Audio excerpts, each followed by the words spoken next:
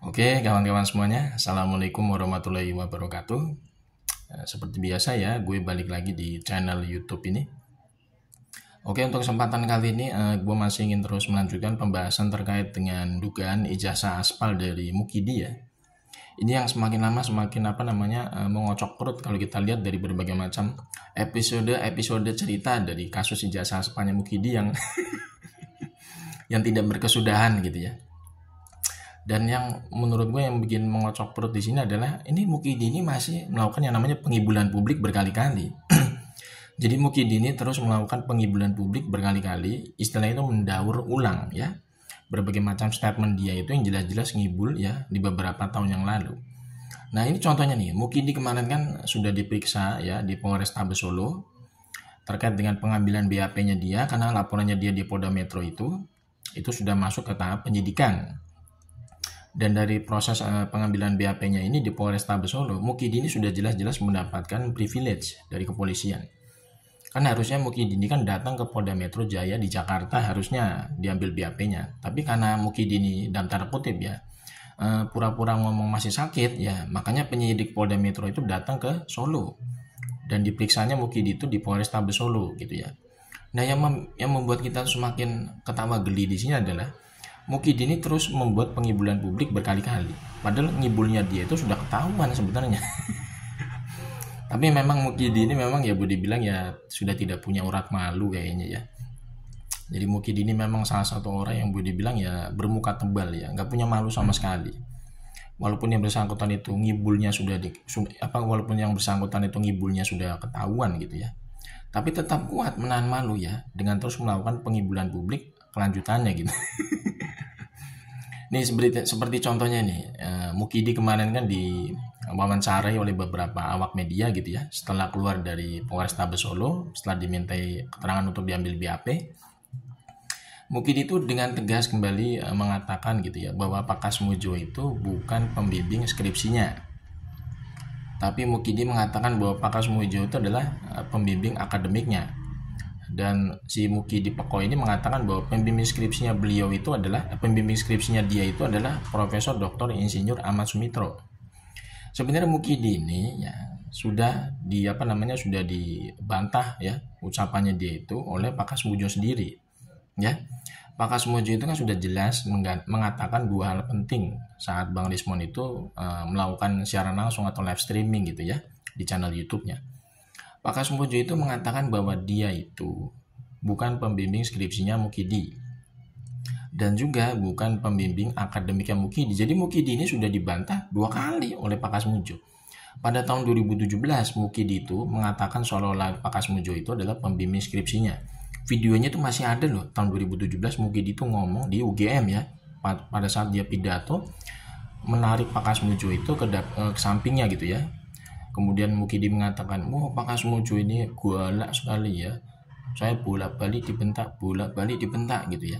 Kemudian Mukidi di akhir pidatonya itu mengatakan bahwa saya mengucapkan terima kasih ya sebesar-besarnya untuk Pak Kasmujo atas berkat bimbingan Bapak akhirnya skripsi saya bisa selesai. Nah, pada tahun 2017 itu aja Mukidi itu sudah menggambarkan sosok Kasmujo itu seolah-olah itu sebagai pembimbing skripsinya. Tapi ternyata sekarang dia membantah ya, katanya Kasmujo itu bukan pembimbing skripsinya. Tapi Pak Kasmujo itu adalah pembimbing akademiknya. Ya, itu Mukidi ngomong kayak gitu berarti udah melakukan pengibulan publik yang pertama. Dan ya ini pengibulan publik yang kedua lagi kelanjutannya adalah Mukidi mengatakan katanya Pak Kasmujo itu adalah pembimbing akademiknya. Padahal Pak Kasmujo itu jelas-jelas mengatakan secara live ya di channel podcast di channel YouTube-nya Bang Rismon ya secara live streaming. Pak Kasmujo itu bukan pembimbing akademiknya Mukidi. Karena apa? Karena pada tahun 85 Pak Kasmujo itu statusnya itu masih golongan 3B atau setara dengan asisten dosen. Dan ingat Pak Kasmujo itu mengatakan juga ya ucapan beliau statement beliau tambahannya itu pada tahun 85 itu umur beliau itu masih di bawah 50 tahun.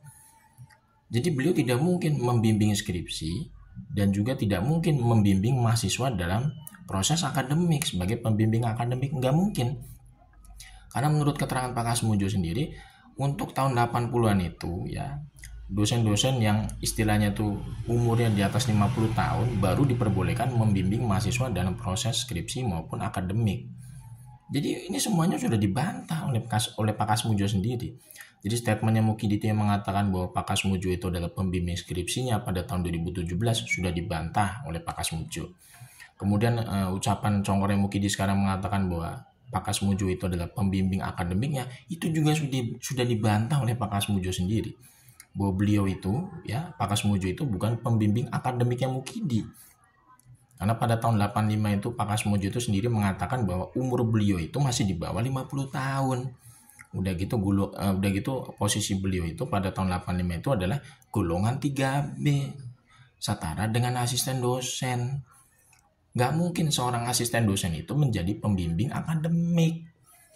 Ini Mukidi harusnya segera ditangkap kalau negara ini punya namanya asas keadilan dalam prosedur penegakan hukum. Karena Mukidi ini jelas-jelas sudah melakukan pengibulan publik sebanyak 2 kali lipat ya terkait dengan sosok yang namanya Pak Kasmujo ini. Jadi Pak Kasmujo ini sudah dibawa-bawa namanya oleh Mukidi untuk melakukan pengibulan publik sebanyak 2 kali. Ngomong katanya Pak Kasmujo adalah dosen pembimbing skripsinya, sudah dibantah.